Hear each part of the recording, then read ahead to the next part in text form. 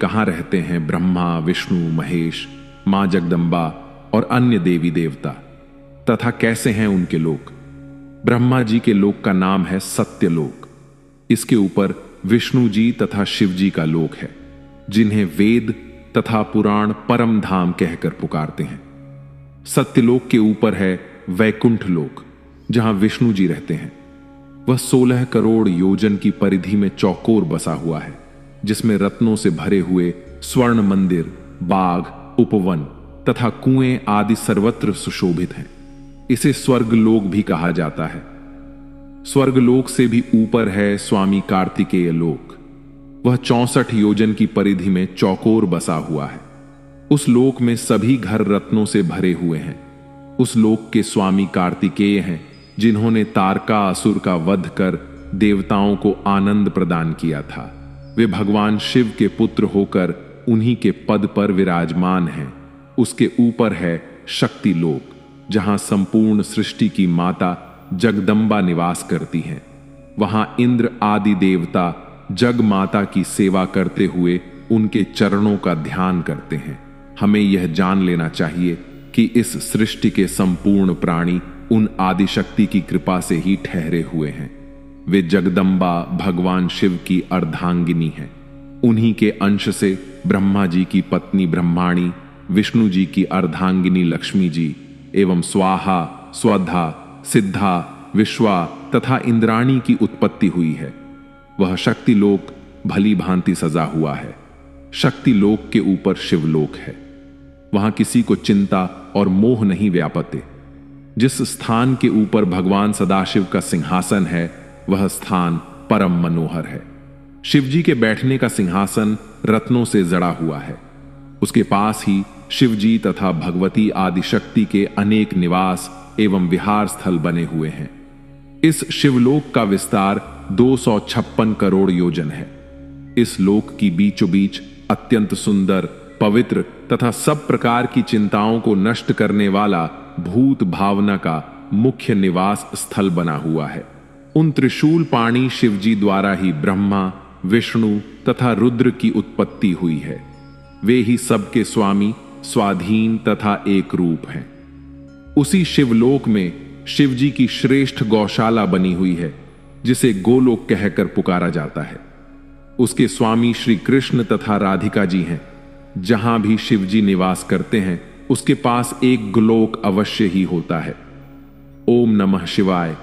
एक पापी, ज्वारी तथा चोर पर कैसे शिवजी ने दया की और उसे राजा बना दिया, और उसने कैसे शिवलोक प्राप्त किया तथा शिवरात्रि शिवजी को कितनी प्रिय है, यह जानेंगे हम आज की शिव पुराण की कथा में। पापनाशिनी गंगा के तट पर पापों को हरने वाला कपिल मुनि का पवित्र आश्रम था। उसी स्थान पर यज्ञदत्त नाम के एक ब्राह्मण का जन्म हुआ। यज्ञदत्त यज्ञ शास्त्र में बहुत ही योग्य था। उसे वहां के राजा ने बहुत साधन दिया। वह वागम, शुद्ध हृदय, शीलवान, वेदों में निपुण, परम उपकारी, उदार तथा शिवजी का परम भक्त था। उसकी स्त्री अत्यंत पवित्र, पतिव्रता, गृह कार्य में निपुण तथा अच्छे कार्यों को करने वाली थी। कुछ समय पश्चात उसके एक पुत्र उत्पन्न हुआ, जिसका नाम उन्होंने गुणनिधि रखा। गुणनिधि ने थोड़े ही दिन में अनेक विद्याएं सीख ली, परंतु कुछ दिनों के पश्चात वह कुल की रीति छोड़कर बुरी रीति पर चलने लगा। उसने बुरे मनुष्यों की संगति की। उसी के फल स्वरूप उसकी बुद्धि भ्रष्ट हो गई, क्योंकि अच्छे बुरे कर्मों पर संगति का प्रभाव अवश्य पड़ता है। गुणनिधि उस अज्ञान अवस्था में बुरे लोगों के संपर्क में आया। धीरे धीरे उसके सब धर्म नष्ट होने लगे। वह वेदों के विपरीत कर्म करने लगा। वह बड़ा छल्ली तथा ज्वारी हो गया। उसकी माता उसे नित्य भले उपदेश दिया करती, परंतु वह अपने पिता के निकट कभी भी न जाता। जिस समय उसकी माता गृह कार्य में संलग्न रहती, वह घर की चीजें चुरा कर ले जाता। एक बार उसके पिता ने पूछा, गुणनिधि कहां है? तब माता ने उत्तर दिया कि वह स्नान, पूजन तथा भोजन आदि से निवृत्त होकर अपने मित्रों के साथ पाठशाला चला गया है। इस प्रकार उसकी माता ने उसके पिता से उसके अवगुणों को छुपाया।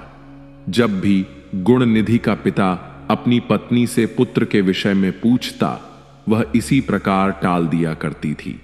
इस प्रकार यज्ञदत्त अपने पुत्र के अवगुणों को न जान सका। जब उसकी अवस्था 16 वर्ष की हुई, तब उसका विवाह कर दिया गया। पत्नी भी पतिव्रता, शिवती एवं सर्वगुण संपन्न मिली। फिर भी वह अपनी कुसंगति एवं दुष्कर्म को न त्याग सका। उसकी माता सदैव सद उपदेश देती तथा भिन्न भिन्न प्रकार की कथाओं द्वारा उत्तम उत्तम दृष्टांत देती हुई कहती, गुणनिधि, तुम ही हमारे एकमात्र पुत्र हो, इसलिए इन दुष्कर्मों को त्याग दो। तुम्हारे पिता अत्यंत क्रोधी प्रकृति के हैं। वह अभी तुम्हारे अवगुणों को नहीं जानते हैं, क्योंकि मैंने बहुत पूछने पर भी उन्हें नहीं बताया है। इसलिए तुम अभी तक उनसे निर्भय हो। यदि किसी दिन उन्हें इन कर्मों का पता चल गया तो वे मुझे और तुम्हें दोनों को दंड देंगे। इससे उत्तम है कि उन्हें पता लगने से पहले ही तुम कुसंगति को त्याग कर सत्कर्म करो। हे पुत्र, तुम्हारी पत्नी बुद्धम, मरूपवती तथा उच्च कुल की है। उसी प्रकार तुम भी गुणवान तथा ऊंचे कुल के हो। ऐसी पत्नी के साथ सुख से अपना जीवन व्यतीत करो। अपनी स्त्री का त्याग करना महापाप है। तुम पिता के धर्म पर चलो, नहीं तो सारा संसार तुमको बुरी दृष्टि से देखेगा। तुम मुझको तथा अपने पिता को क्यों लज्जित करते हो? तुम अन्य घर के लड़कों को देखो, वे नित्य वेद पाठ करते हैं। जब यहां के राजा को तुम्हारे अवगुणों के विषय में झांत होगा तो वह तुम्हारे पिता से अप्रसार शुल्क देना बंद कर देगा। अभी तो लोग यह कहकर टाल देते हैं कि तुम अवगुण के कर्म लड़कपन के कारण करते हो, परंतु अवस्था बढ़ जाने पर सब लोग तुम पर हंसेंगे तथा व्यंग्यपूर्ण तानों से कहेंगे कि अब तुम्हारा कुल अपवित्र हुआ। वे तुम्हारे पिता की निंदा करेंगे और इन्हीं सब कारणों से तुम्हारे पिता नरकगामी होंगे। सब लोग इसका दोषी मुझी को ठहराएंगे। वे कहेंगे कि इसी ने पाप कर्म से गर्भ धारण कर ऐसा पुत्र उत्पन्न किया है, क्योंकि तुम्हारे पिता निष्पाप हैं। वे वेद एवं धर्मशास्त्र के ज्ञाता हैं।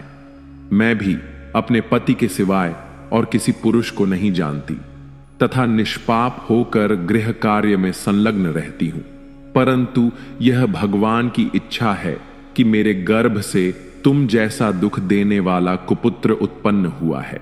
इस प्रकार गुणनिधि की माता अनेक उपदेश दिया करती, भिन्न भिन्न प्रकार से समझाती, परंतु गुणनिधि पर उसका कोई प्रभाव नहीं पड़ता था। गुणनिधि को यदि ब्रह्मा जी के समान भी कोई गुरु मिलता तो भी उस मुख के मन में बुद्धि उत्पन्न न होती। गुणनिधि की माता उपदेश करते करते थक गई, परंतु गुणनिधि पर कोई प्रभाव नहीं पड़ा। वह सदैव जुआ खेलता, चोरी करता, मदपान करता और वेश्याओं के साथ भोग करने में अपना समय व्यतीत करता था। इस प्रकार उसने कुछ ही दिनों में पिता का धन चुराकर जुआ, भोग तथा वेश्याओं पर खर्च कर डाला। इस प्रकार वह निर्धन हो गया। उसके पिता ने जितने बहुमूल्य रत्न आदि अपनी विद्या के प्रभाव से प्राप्त किए थे, उनमें से कुछ भी शेष न रहा। तब एक दिन गुणनिधि ने अपनी माता को पूरी तरह निद्रा में लिप्त देखकर उसके हाथ में से अंगूठी उतारी और उसे जुआरियों के साथ दांव पर लगा दिया। जुआरियों ने उस अंगूठी को भी जीत लिया। एक दिन उसके पिता ने, यज्ञदत्त ने, उस अंगूठी को एक जुआरी के पास देखकर पहचान लिया। उन्होंने उस पुरुष को एकांत में ले जाकर पूछा, तुमने यह अंगूठी कहां से प्राप्त की है?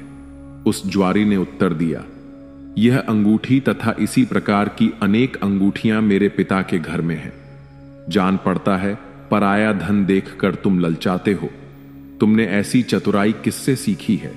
तब यज्ञदत्त ने क्रोधित होकर उससे कहा, अब तुम हंसी छोड़कर तथा छल आदि को त्याग कर इस अंगूठी के विषय में सत्य बता दो कि तुमने कहां से प्राप्त की है। मैंने इसे राजा से प्राप्त किया है और तुम इसे नहीं ले सकते।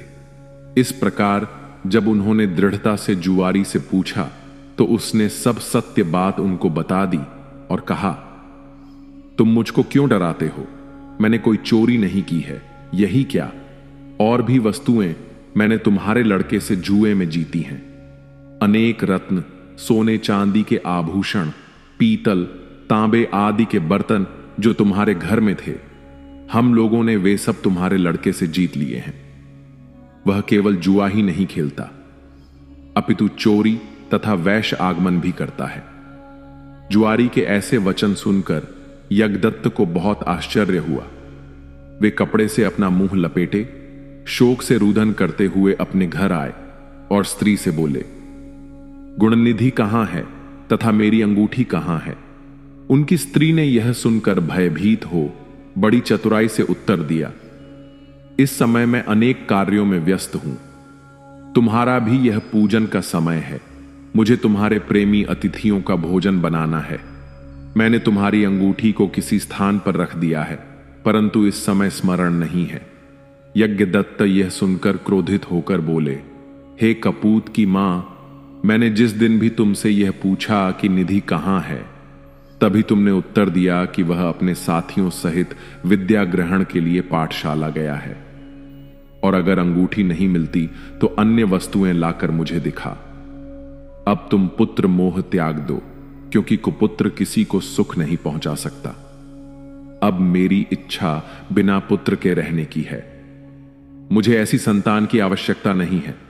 अब तुमको यही उचित है कि हाथ ने कुश एवं जल लेकर लड़के के नाम तिलांजलि छोड़ो। जब तक मैं यह न कर लूंगा तब तक भोजन ग्रहण न करूंगा। जब गुणनिधि ने यह बात सुनी तब वह चिंता और